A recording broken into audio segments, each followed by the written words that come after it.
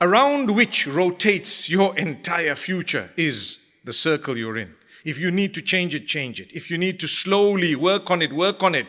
Make sure that you're among the right people. May Allah bless you and grant you goodness. Now there is an issue where perhaps you might be working with people who may be very different in their norms, in their do's and don'ts and so on. You might be going to school with them, you might be interacting with them. There is no harm in doing that, not at all. There is no harm in working with a circle of people who perhaps are very, very different, but you just need to know your limits. That's it. You need to know your limits. I remember a man told me my business partner is someone who belongs to a totally different faith, does something completely different, has some ideas that are totally weird. Am I allowed to do business with them? Obviously you are, but you don't take everything else. What business are you doing with them?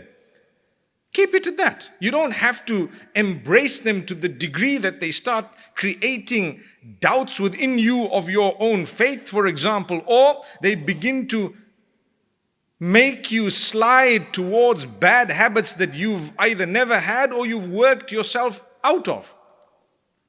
So to do business with someone, mashallah, no matter what, for as long as the deal is halal and it's okay, it's a good thing. May Allah give all of us barakah and blessings in our dealings.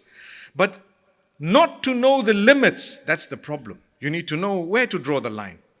Sometimes you invite someone into your home and you don't realize that you've actually just allowed them, depending on what extent it is, you've allowed them into your private space.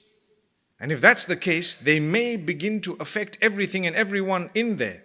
Make sure if you've invited someone home, you need to know where the lines are. You know, if you go to the Middle East, in a lot of the countries, they have something known as a majlis. A majlis, what is a majlis? A majlis is a place where the men would sit. Sometimes it's far away from the house. Sometimes it's adjacent. Sometimes it's a separate part of the house because they know people will come here. We don't want to disturb everyone else. We can sit up to midnight and have our thing and have a good laugh, or we can have something decent, whatever we want, but we're not disturbing the rest. You need to know where to draw the line.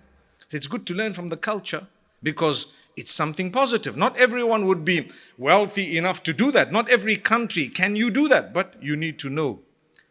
Let's understand why it is done. May Allah Almighty grant us goodness.